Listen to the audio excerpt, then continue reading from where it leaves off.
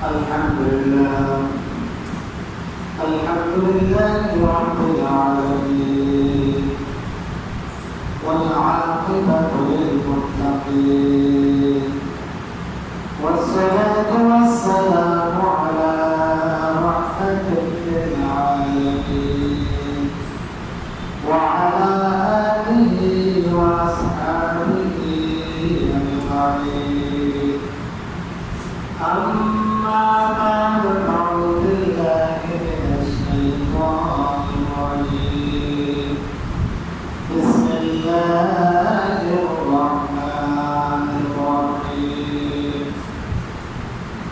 محمد رسول الله والذين معه أشداء على الكفار رحماء بينهم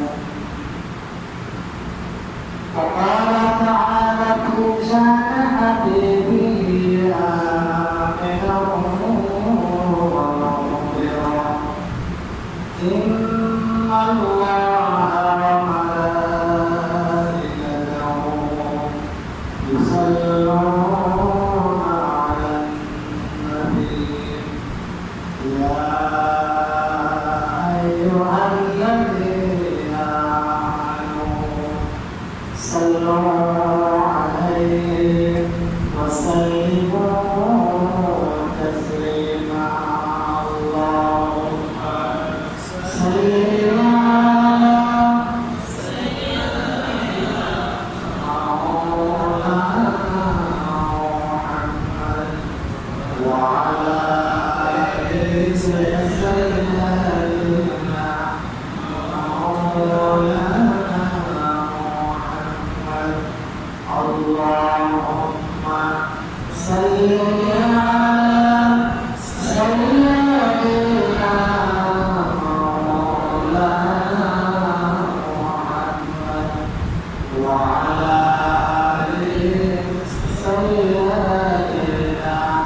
مولانا محمد ابن مريم की बिशारत तुझे अज़ल की दुआ क़ल्ब मुरसा की तजल्ली चश्मे आदम की ज़िया अल्लाहुम्म सल्ली अला सय्यिदना मौलाना मुहम्मद وعلى آله سيدنا مولانا محمد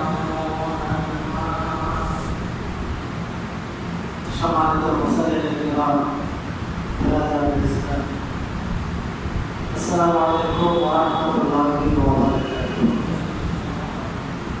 বারাকাতুহু আল্লাহ তাআলা দরবারে আমরা পরিপূর্ণ শুকর আদায় করি রব্বুল আলামিন আমাদেরকে মহাকাঙ্ক্ষিতভাবে মেহরবান হয়ে পুরো দেশকে উদ্বেগ উৎকণ্ঠায় উষ্ণতা থেকে মুক্ত করে আজকে স্বাধীনভাবে আমাদের কথা বলার চলাফেরা করার একটা পরিবেশ আমরা লাভ করেছি সকলকে লাভ করে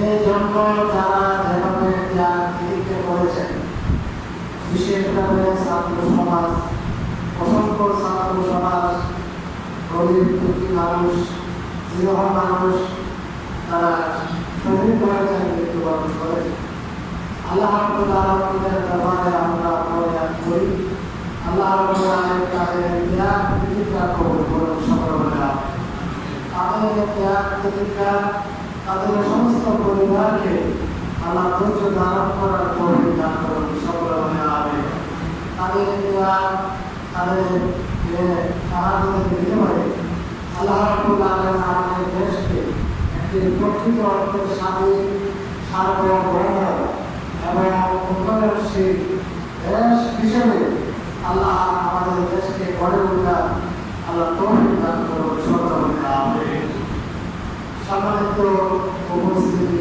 প্রিয় মুসলমান ভাই এবং মুসলমান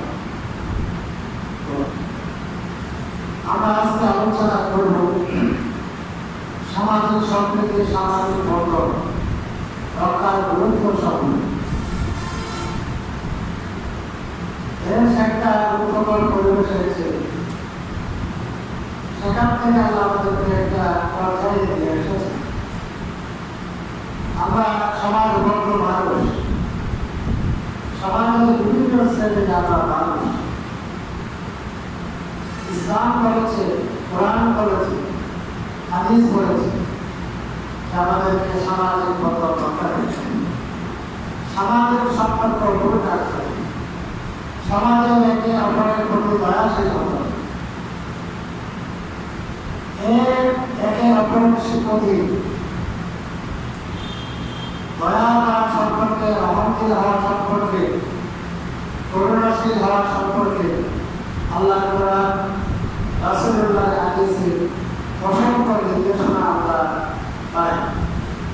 আল্লাহ রাসূল সাল্লাল্লাহু সুবহানাহু ওয়া তাআলা যে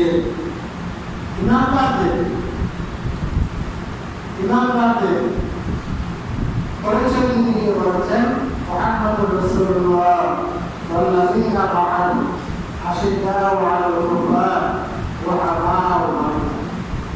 মুহাম্মদ সাল্লাল্লাহু আলাইহি ওয়াসাল্লাম তার সাথে যারা আছে তারা ঈমান বিরোধী, ইসলাম বিরোধী, কোরআন বিরোধী শক্তিগুলো অত্যন্ত কঠোর, পক্ষান্তরে তারা একে অপরের প্রতি অত্যন্ত দয়াশীল। সুবহানাল্লাহ। এর সুপরে আল্লাহ হাবিব বলেন, আল্লাহ কোরআনে আরো বলেছেন ঈমানদাররা তাদের চরিত্র হচ্ছে মুতাওয়াসাউ বিল মারহাম, তারা একে অপরের প্রতি দয়াশীল। মুমিন যারা তারা একে অপরের প্রতি দয়াশীল।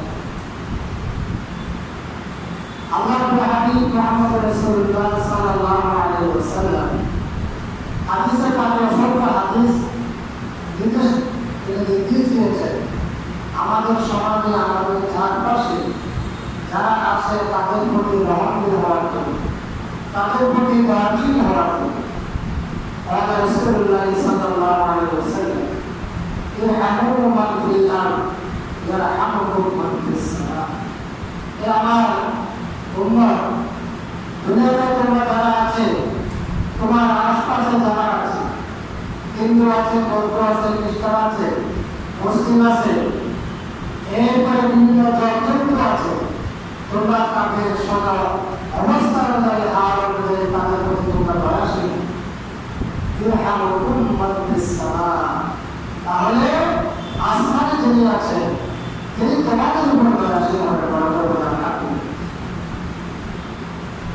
আল্লাহ বলছেন, আল্লাহ হাবিব বলছেন, পৃথিবীতে যারা আছে, জীব জন্তু সহ যারা আছে, তোমরা তাদের সকলের প্রতি দয়াবান হও। ইয়ারহামুকুম মান ফিস সামা, তাহলে যিনি আসমানে আছেন তিনি কি আল্লাহ রাব্বুল আলামিন, আল্লাহ তোমাদের উপর দয়াবান হবে, তোমাদের উপর রহম করবে। আমরা যদি আল্লাহ দয়া পেতে চাই, আল্লাহ রহমত পেতে চাই, আল্লাহ রাসূল বলেন আল্লাহ আমাদেরকে আমাদের চারপাশে যারা আছে তাদের উপর আমাদেরকে দয়াশীল। আল্লাহ ইয়ারহাম লা ইউরহাম। রাসূলুল্লাহ হাদিসে বলেন, এই হাদিসে পরিপূর্ণ বিষয় যে অন্যের প্রতি দয়া করবে না, যে অন্যের প্রতি দয়া, ভালোবাসা, করুণা দেখাবে না, তার প্রতিও আর দয়া করবে না। সুতরাং আমরা যদি আল্লাহ রহমত পেতে চাই, আল্লাহর করুণা পেতে চাই, দয়া মায়া পেতে চাই, যে প্রিয় হতে চাই, তাহলে আমাদেরকে আমার চারপাশে যারা আছে তাদের প্রতি দয়াশীল হতে হবে, তাদের প্রতি আমাদেরকে রহমশীল হতে হবে, তাদের প্রতি আমাদেরকে যে দয়াবান হতে হবে। এই রহমত এটা আল্লাহর গুণ, দয়া করাটা আল্লাহর গুণ, আল্লাহর সিফাত। আলহামদুলিল্লাহি রাব্বিল আলামিন আর রহমানির রহিম। সমস্ত প্রশংসা আল্লাহর জন্য, যিনি সারা জাহানের প্রতিপালক, যিনি রহমান, যিনি রহিম। সুবহানাল্লাহ। রহমান মানে দয়ালু, রহিম মানে পরম দয়ালু। তবে যারা রহমত করে, মানুষকে ভালোবাসে, মানুষের প্রতি দয়া দেখায়, করুণা দেখায়, তা আল্লাহর গুণে গুণান্বিত হয়ে যায়। সুবহান। রহমান আল্লাহর সিফত, রহিম আল্লাহর সিফত। রহমান আল্লাহ ব্যাপক, দুনিয়ার ব্যাপারে আল্লাহ রহমান। হিন্দু, বৌদ্ধ, খ্রিস্টান, মুসলিম, মুসলিম সকলকে আল্লাহ। তাহলে যারা মানুষের প্রতি দয়া করে তারা মূলত আল্লাহর গুণে গুণান্বিত হয়। সুবহান। কারণ আল্লাহ রহমান, আল্লাহ রহিম। রহমান এটা দ্বন্দ্বের রূপ। ওয়া আরসালনাকা ইল্লা রাহমাতাল লিল আলামিন। হে নবী, সকল নবীরা রহমত ছিলেন। কোন নবী যে জালেম ছিলেন, তারা হিন্দু, বৌদ্ধ, খ্রিস্টান, কীট পতঙ্গ, জীব জীব সকল প্রতি তারা রহমত। কয়েকটি ঘটনা তাহলে রহমান আল্লাহ সিফত, রহমান রহমত এটা আল্লাহ পয়গম্বরদের সিফত, রহমান আল্লাহর প্রিয় বান্দাদের সিফত। ওয়া তাওয়াসাউ বিল মারহামা, আল্লাহ কোরআন বলেছে এরা হচ্ছে একে অপরের প্রতি রহমী। সুবহান। অতএব সামাজিক সম্প্রীতি, মুমিন মানে হচ্ছে রহমী, ইমানদার মানে হচ্ছে দয়াবান, ইমানদার মানে হলো আরেকজনের প্রতি সে করুণাশীল। কারণ আল্লাহ রহমান, নবী রহমান, ইমানদাররা হচ্ছে রহিম, তারা হচ্ছে দয়াবান। আল্লাহ রহমান, রাসূল রাহমাতুল লিল আলামিন, আর ইমানদাররা হচ্ছে রহিমুল কলব, তাদের অন্তর দয়াবান নয়। এই জন্য আমাদেরকে আল্লাহর কোরআন এবং হাদিস সামাজিকভাবে একে অপরের প্রতি দয়াবান করার জন্য, একে অপরের প্রতি দয়াশীল হওয়ার জন্য নির্দেশনা।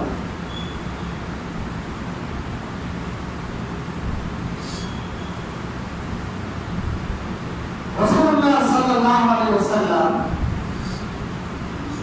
এই সমাজের মধ্যে যারা থাকে, সমাজের মধ্যে আমাদের মুসলিম থাকে, সমাজের মধ্যে আমাদের অমুসলিম থাকে, আল্লাহ রাসূল বলেন যে সকলের প্রতি সামাজিক সমাজে একটা নাগরিক সদস্য হিসাবে সকলেই তোমাদের সমাজের অধিকার পাওয়া উচিত। ইসলামের চেয়ে, কোরআন এবং হাদিসের চেয়ে, আল্লাহ রাসূলের চেয়ে আদর্শ নমুনা এই পৃথিবীতে কেউ দেখাতে পারে নাই, পারবে না, পারবে না। সুবহান। রাসূলুল্লাহ সাল্লাল্লাহু আলাইহি ওয়াসাল্লাম মক্কা থেকে মদিনায় হিজরত করলেন। তিনি প্রথম যে কাজটা করলেন, মদিনার আপনার জনতাকে নিয়ে, বসবাসরত সকল নাগরিকদেরকে নিয়ে তিনি একটা মদিনা সালাত করলেন। শিক্ষিত লোকেরা সবাই জানেন মদিনা সালাতের মধ্যে ইহুদিরাও ছিল, খ্রিস্টানরাও ছিল, মদিনায় বসবাসরত সবাই ছিল, মুসলমানরাও ছিল। এই চুক্তির মধ্যে অন্যতম চুক্তি ছিল যে মদিনার নাগরিক হিসাবে মুসলমানরা নাগরিক যে অধিকার ভোগ করবে, মদিনায় বসবাসকারীর সকল অধিবাসী সেই নাগরিক অধিকার ভোগ করবে। সুবহানাল্লাহ। মুসলমানদের জন্য একরকম নাগরিক অধিকার, যে হিন্দুদের জন্য একরকম নাগরিক অধিকার, খ্রিস্টানদের জন্য একরকম নাগরিক অধিকার। এক কথা মুহাম্মদ রাসূলুল্লাহ সাল্লাল্লাহু আলাইহি ওয়াসাল্লাম সঠিক করেন। তিনি বলেছেন এখানে কেউ কায় মদিনা রাখার সময় অক্ষমতা, মদিনা আক্রমণ করার জন্য যদি কেউ আসে ঐক্যবদ্ধভাবে আমরা তা হিন্দু, যেখানে মুসলিম অমুসলিম সবাই আমরা তা বিরোধ। মদিনায় বসবাসরত যারা এই চুক্তির অধীনে কেউ কারো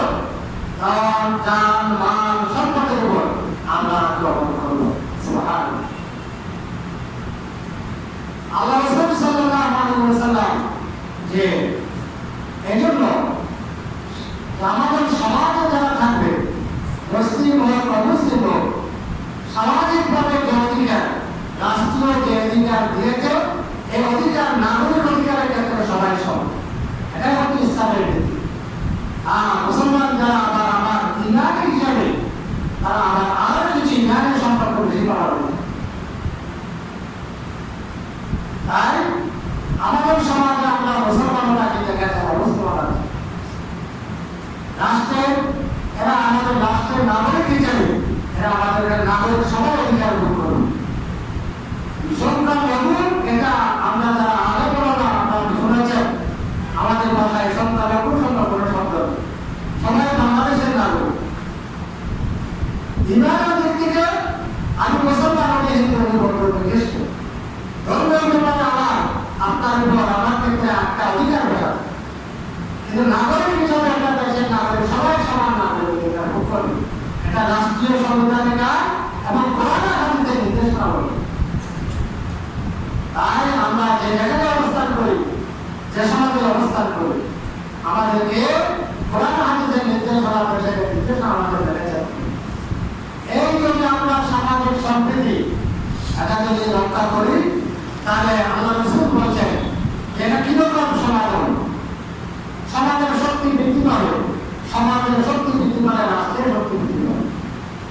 আল্লাহ রাসূল বলেছেন হাদিস, তারাল মুমিনিনা ফি তারাকুহিম ওয়া তাওয়াদুহিম, রাসূল বলেন ইমানদারদেরকে একে অপরের ভালোবাসায় তাই মাঝে তোমরা একটা শরীরের মতো দেখবে, একটা ঘরের মতো দেখবে। শরীরের একটা অঙ্গ যদি বিকৃত হয়, সারা অঙ্গ বিকৃত হয়। কষ্ট পেয়েছে হাত আর অশ্রু যে পানি বাহির হয় কাঁদে, চোখে আঘাত পেয়ে শুধু চোখ থেকে পানি বের হয় না, পায়ে আঘাত পেয়েছে চোখ থেকে পানি বের হয়। এই জন্য সমাজের একটা চিন্তা আলাদা ছিল। রাসূল বলেছেন সমাজের সম্পর্কে আমাদের সম্পর্ক হবে একটা যে ঘরের মতো, ঘরের একটা অংশ আর একটা অংশকে শক্তিশালী, একটা অংশ দুর্বল হয় আর একটা অংশ দুর্বল হয়। তাই ইসলাম যে সামাজিক সম্পর্ক, সামাজিক যে সম্প্রীতি, এটার বিষয়কে অত্যন্ত বেশি গুরুত্ব দিই। আজকে সমাজের উপস্থিতি, তাই এই সামাজিক সম্পর্ক বিনষ্ট কেন, তার মূল কারণ অনেকগুলো কারণ। কারণের মধ্যে বর্তমান প্রেক্ষাপটে মূল কারণটা হচ্ছে, মৌলিক কারণটা হলো যে সমাজের মধ্যে একজন আরেকজনের প্রতি যখন জুলুম করে, জুলুমের কারণে সামাজিক সম্পৃক্তিটা নষ্ট হয়। অত্যাচার করলে, নির্যাতন করলে, এই নির্যাতনে যদি আরেকজন সমাজের লোকেরা আগেও বলে যেটা যদি প্রতিহত করা না হয়, তখন সামাজিক সম্পর্ক নষ্ট হয়। আমাকে জুলুম করতেছে একজন, আপনি দেখে রইলেন, তাহলে এখন আমার কারণে আমার সাথে সম্পর্কিত সকল লোকের সাথে আপনার সম্পর্ক নষ্ট হয় এবং এটার কারণে এই রোগটা ভাইরাসের মতো ক্রমান্বয়ে ছড়িয়ে পড়ে। এটাকে একজন করার কারণে আরো 10 জন এই কাজ উৎসাহিত হবে। সমাজের সম্পর্ক নষ্ট করার জন্য বেশি লোক থাকে না, কয়েকজন কাজটা করে অন্যরা এক কাজে যে কেহ সমর্থন দিয়া, কেহ কথার মাধ্যমে, কেহ বাধা না দিয়া এই কাজের মধ্যে সমর্থন যোগায়, তখন এটা ব্যাপক কথা। অনেকটা জুলুম আগে বলেছি, জুলুম সম্পর্কে স্পেশাল আমি আলোচনা করেছিলাম। জুলুম বিষয়টা একটা মারাত্মক বিষয়। আল্লাহ কিছু অপরাধকে দুনিয়াতে শাস্তি দেন, কিছু অপরাধের শাস্তি আল্লাহ দুনিয়াকে দিয়ে দেন, দুনিয়াতে না দিয়ে আল্লাহ তাকে ক্ষমা দেন না। জুলুমের পরিণাম হয়ে এর মধ্যে 1 নম্বর বলেছিলাম মানবের নাফরমানি যারা করে, মানবের সাথে যারা বেয়াদবি করবে তাদেরকে বেয়াদবির শাস্তি মৃত্যুর আগে দুনিয়াতে মুখ করাবেন না। অনেকটা বলেছি মানবের সাথে যারা বেয়াদবি করবে তাদের সেই শাস্তি, বেয়াদবির শাস্তি দুনিয়াতে ভোগ করে যেতে হবে। আল্লাহ আপনাকে ক্ষমা দেবেন, একটা দুনিয়াতে কিছু দেখাবে, তওবা করলে, মাফ করলে হয়তো আপনি মাফ পেতে পারেন, না হয় দুনিয়ার শাস্তির পাশাপাশি কবরে এবং আসলেও আপনার আমার জন্য অনেক বড় শাস্তি অপেক্ষা করতে পারে না। আরেকটা শাস্তি হবে যে জুলুম, যারা মানুষের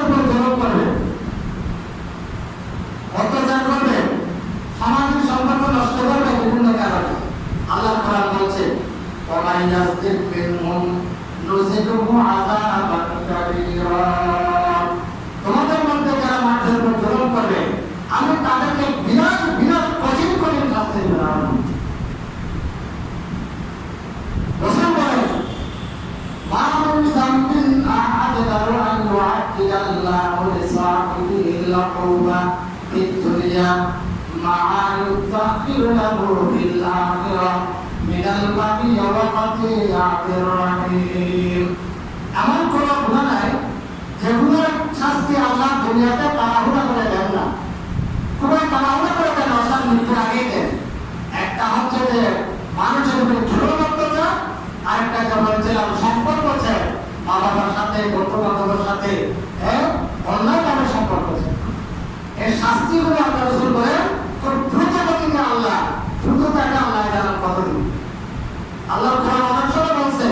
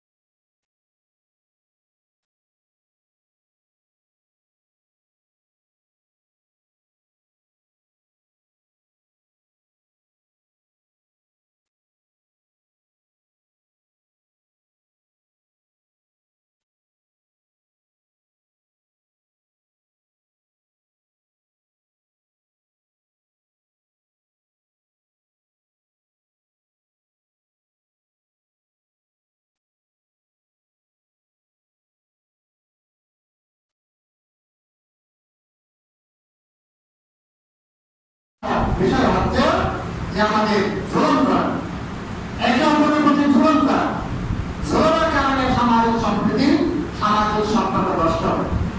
দুই নম্বর হচ্ছে ধর্মীয় বিদ্বেষ ছড়ানো, ধর্মীয় বিদ্বেষ ছড়ানো। আমি আগে বলেছি আল্লাহ রাসূল মদিনায় যাওয়ার পরে সকল ধর্মের মানুষকে ধর্মীয় স্বাধীনতা দিয়েছেন, যার যার ধর্ম তার শেষে অনুযায়ী পালন করেন।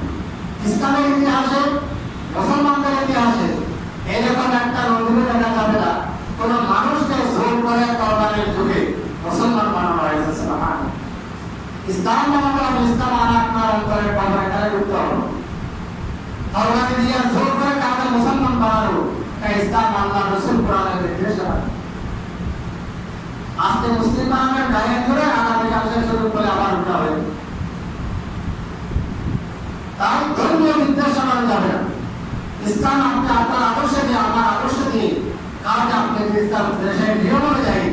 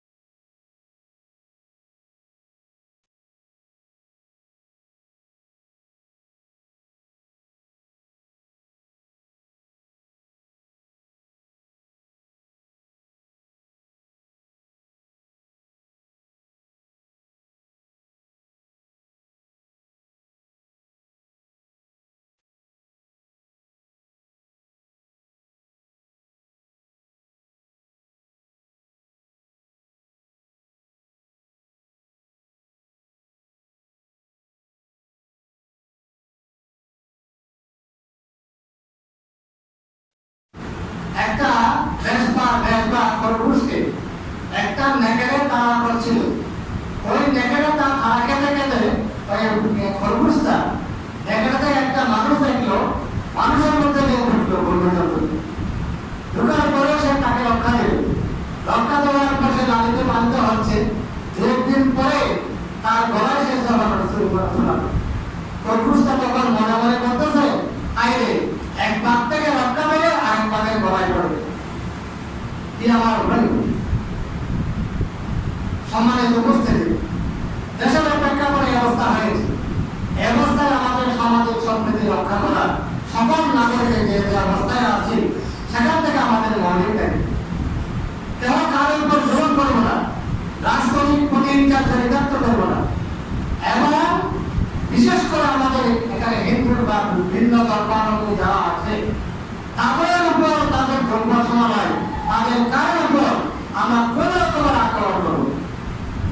এই জন্য এদেশে যে সমস্ত যাদের উপরে গুরু চাপানোর চেষ্টা করে আলেম ওলামারা আগ থেকে কাজে আছে, যেদিন অবস্থা আমাদের দেশে পরিবর্তন হয়েছে সেদিন থেকেই ঘরে গিয়ে রাস্তাঘাটে গিয়ে যে সকল তাদের ঘটনা গিয়ে এবং ভিন্ন যারা রাজনীতি করেছে তাদের বাড়িগুলো নিয়ে তাদের এগুলো বাড়ানোর চেষ্টা করবে। আলহামদুলিল্লাহ, আপনারা এটা দেখেছেন। এই অবস্থায় আমাদের সকল নাগরিকের এগুলোর প্রতি সজাগ থাকে। সমস্ত এই দেশের সমস্ত সবচেয়ে যারা নির্যাতিত হয়েছে কোনো কথা বলতে পারে নাই, তারাই বলেছে আমরা সবকিছু আমরা নাম করে দিলাম। সুবহানাল্লাহ। আল্লাহ রাসূল সাল্লাল্লাহু আলাইহি ওয়াসাল্লাম বিদায় হজ্জের ভাষণে, বিদায় হজ না মক্কা বিজয়ের দিন মক্কার কাফেলা যে উত্তরায় ছিল বলা যায় না, সবাই বাড়ি ঘর ছেড়ে পাহাড়ের মধ্যে পাড়ি দিচ্ছিল। আমি কিতাবে পাইলে একজন বড় আলেমের আলোচনা শুনছিলাম, অনেক কাটাকাটি করেছি, কোনো কিতাবে এখনো পাই নাই, যে উনি আলোচনা করছেন কিন্তু একটা শিক্ষণীয় বিষয়। যেমন একজন বৃদ্ধ মহিলা যে তার যে সবকিছু নিয়ে মোটামুটি পাহাড়ে চলার সামনে পড়েছে মুহাম্মদ রাসূলুল্লাহ সাল্লাল্লাহু আলাইহি ওয়াসাল্লাম। উনি বলছেন, মা কোথায় যাচ্ছেন? এখানে শুনো নাই আব্দুল্লাহর ছেলে মুহাম্মদ বিজয় বেশে মক্কায় ঢুকেছে, না জানি কি অবস্থা মক্কার লোকদের সাথে করে। আমরা তাকে কত আসতে দিয়েছি, কত অত্যাচার করেছি, যে আজকে সেই প্রতিশোধ নেই, তার বয়ে তার লোকদের বয়ে আমরা বাইবেল ছেড়ে পাহাড়ে চলে যাচ্ছি। তো বলে আমার সে বলেন যে আপনি তোমার পূজাটা বা তোমার পূজাটা আমাকে দাও, যে কেন তুমি প্রত্যেকে আসলে।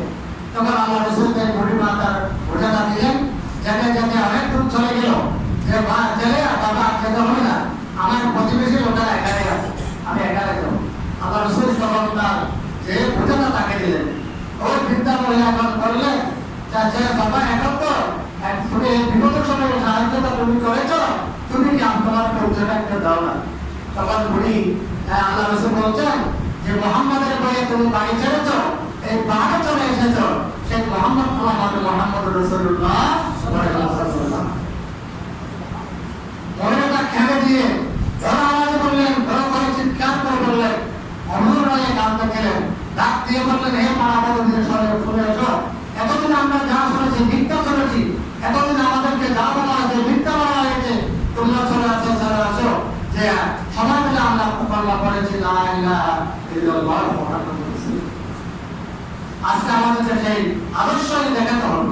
নতুন প্রজন্মের আলেম আমাদের আদর্শ দেখে নেয়, তাদেরকে আমাদের এই আদর্শ ক্ষমার মনোভাব দিয়ে আমাদের দেখাতে হবে, এটাই আমাদের জন্য আদর্শ। এই জন্য আজকে আলেম ওলামারা মিছিল মিটিং পর্যন্ত অনুমতি দিচ্ছে। সম্মানিত ভাইরা, আমরা সবাই বলছিলাম যে আমাদেরকে আপনারা জানেন আজকে প্রশাসন সম্পূর্ণ আলেম ওলামা মুখে হয়ে গেছে, তাদের চরিত্রকে অবহিত হচ্ছে আমাদের, আমরা তাদেরকে নিশ্চয়তা দিই।